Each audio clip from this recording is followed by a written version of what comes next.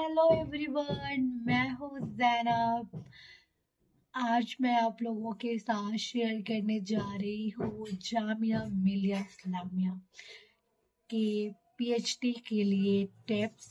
PhD के interview के लिए कैसे प्रिपेयर हो, वहाँ का क्या मेथड है, कैसे किया जाता है पीएचडी, मतलब कि सेंट्रल यूनिवर्सिटी की पीएचडी को कैसे क्रैक किया जाए।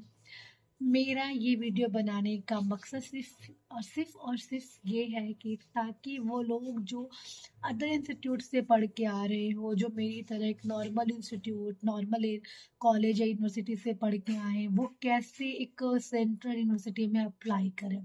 ओके, जब भी हम एक नॉर्मल यूनिवर्सिटी से होते हैं तो हम सेंट्रल में या आईआईटीज में हम बहुत ज़्यादा हेजिटेट होते हैं कि क्या एक्सपीरियंस है, रिसर्च होती कैसे। बेसिकली हम रिसर्च करते ही नहीं है, हमारे मास्टर लेवल पे उतनी रिसर्च हो नहीं पाती है, तो हमें कुछ भी बेसिकली आइडिया नहीं होता है।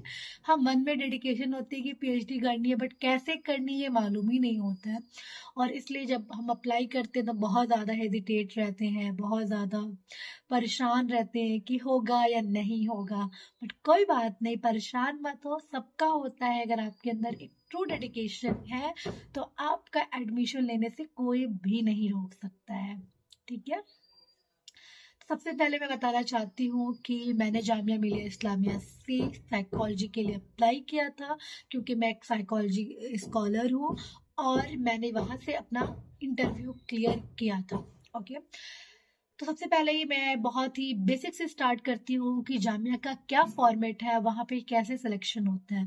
तो जैसा कि आप सभी लोगों को मालूम है, एज यूजल जामिया भी अपना फॉर्म आउट करता है। ओके, जब जामिया अपना फॉर्म आउट करता है तो अगर आप एग्जेम्प्टेड कैटेगरी से हो, नेट है आपके पास, अगर आपके पास जारिफ है, अगर आपके पास अदर कोई फेलोशिप है, तो आप डायरेक्ट एग्जेप्टेड कैटेगरी में जाते हो।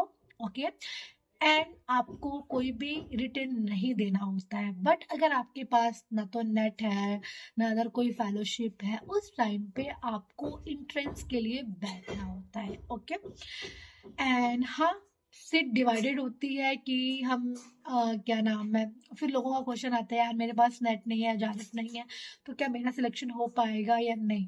तो हर इंस्टीट्यूट, हर यूनिवर्सिटी में सीट डिवाइडेड होती है, कितने बच्चों को हम इंट्रेंस के बेस पे लेंगे और कितने बच्चों को हम एग्जेम्प्टेड कैटेगरी से लेंगे। ओके, तो अगर आप रिटर्न पे जाते हो एंट्रेंस बेस पे, तो जामिया का जो फॉर्मेट होता है वहाँ पे दो तरह के फॉर्मेट पे चलता है। ठीक है, जामिया में जब आप रिटर्न देते हो वहाँ पे सब्जेक्टिव के साथ साथ ऑब्जेक्टिव भी देना होता है। Okay, objective plus subjective. Okay, clear.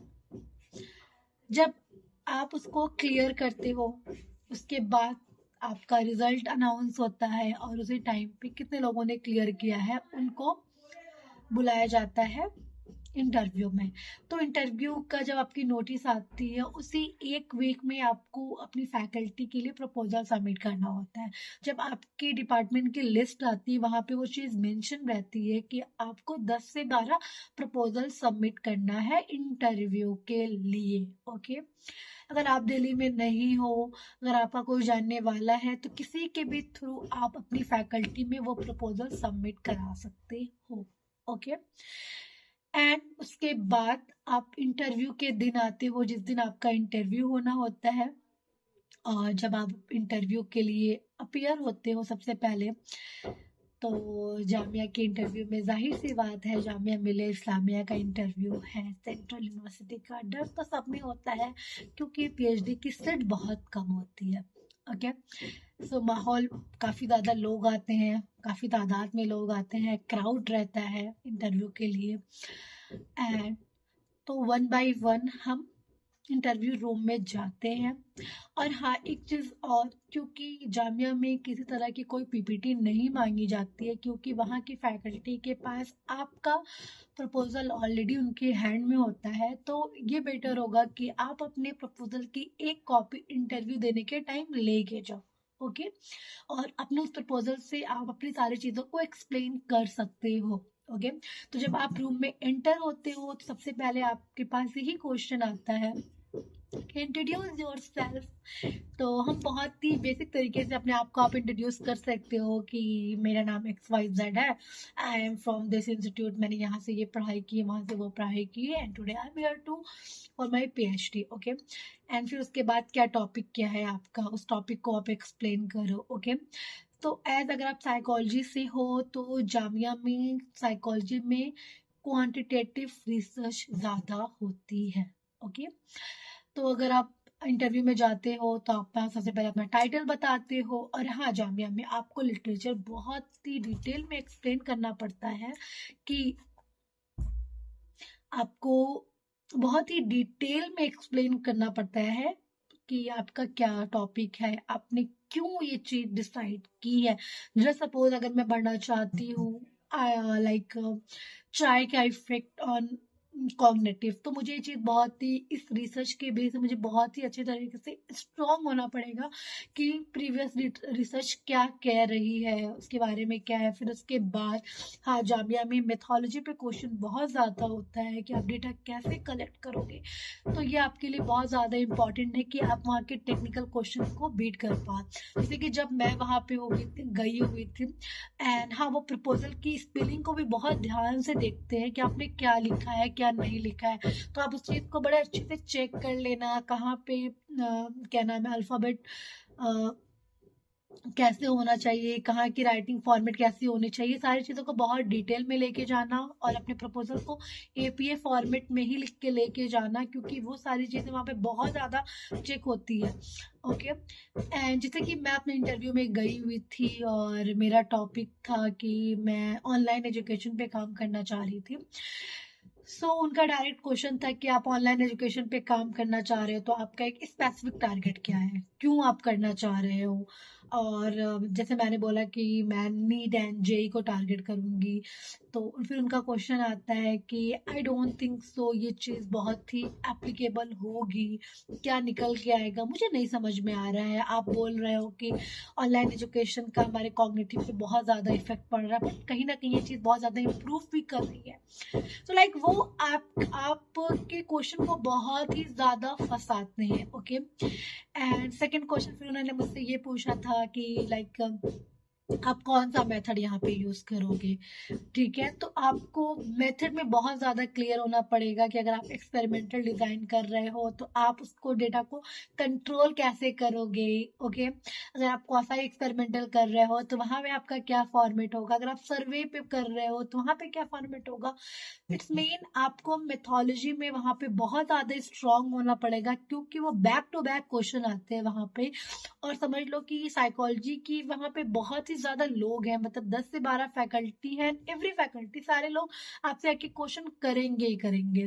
तो लिटरेचर पे तो उनका क्वेश्चन होता है, बट उनका ज्यादा से ज्यादा क्वेश्चन क्या होता है, आपकी मैथोलॉजी पे होता है, वो डायरेक्ट मैथोलॉजी पे क्वेश्चन करते हैं। ओके, सो ये मेरा एक्सपीरियंस था जहाँ वहाँ पे मैं गई थी, तो उनका मेरा डायरेक्ट क्वेश्चन ज़्यादा क्वेश्चन मेरे मेथोलॉजी पे था। ओके, एंड अल्हम्दुलिल्लाह आई गॉट सिलेक्टेड। एंड जब आप इंटरव्यू देके बाहर आते हो तो जाहिर सी बात है वहाँ पे वो कोई ऐसा रिस्पॉन्स नहीं देते कि आप बहुत अच्छा बोल रहे हो, आप या बहुत बुरा बोल रहे हो, कुछ भी नहीं होता। वो बहुत न्यूट्रल रहते हैं, आपको कहीं से कुछ पता नहीं लगेगा कि मेरा होना है कि नहीं होना है।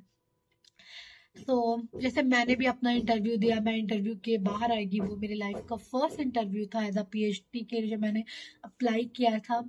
तो वहाँ मैं बहुत ज़्यादा नर्वस थी, मैं बहुत ज़्यादा वो थी कि काश मेरा होगा कि नहीं होगा, मेरा होगा कि नहीं होगा, हो जाना चाहिए, ऐसे वैसे चीज़ें थी। फिर उसके हाँ, तो फिर हमारा रिजल्ट क्या हुआ था कि जामिया थोड़ा सा डिले करता है रिजल्ट में, तो मेरा विद इन 1 मंथ रिजल्ट आया था। और जब रिजल्ट आता है तो फिर वो आपको एक डेट देते हैं कि इस डेट पे आके आप अपना एडमिशन करा लो। ओके, और हाँ, एक चीज़ और मैं बता देना चाहती हूँ कि जामिया की PhD की साइकोलॉजी में ऐसा कोई बहुत ज़्यादा फीस नहीं है, आपका 8K to 9K ही लगता है फीस वहाँ की। उसके बाद जस्ट अपनी PhD को एंजॉय करो। ये सबसे बड़ा एक हडल होता है हर एक PhD एस्पिरेंट का कि जब वो इंटरव्यू के लिए जा रहे हैं तो क्या करना है, कैसे करना है। तो गाइस, डरने की कोई बात नहीं है, PhD is all about defend your PhD proposal. ये मैटर नहीं करता कि आपका प्रपोजल कितना स्ट्रांग है और कितना नहीं, मैटर ये करता है कि आप उसको कितनी अच्छी तरह से डिफेंड करते हो। ओके, अगर आप बहुत ही अच्छा प्रपोजल बना के लेके जाते हो बट आप उस पर कोई कोई आंसर ही नहीं दे पा रहे हो कि आप करना क्यों चाह रहे हो, तो ऐसे बेस पे नहीं होता है। तो आप अपने प्रपोजल को बहुत ही अच्छी तरह से वो, क्योंकि वहाँ का जो टारगेट होता है वो ब्रेन स्टॉर्मिंग ही करते हैं, क्योंकि आगे चल के हमें बहुत सी ऐसी सिचुएशन आती है जहाँ पे हमें अपनी क्रिटिकल थिंकिंग का यूज करना पड़ता है। Okay, so all the very best and be ready to excel in PhD interview. Thank you so much.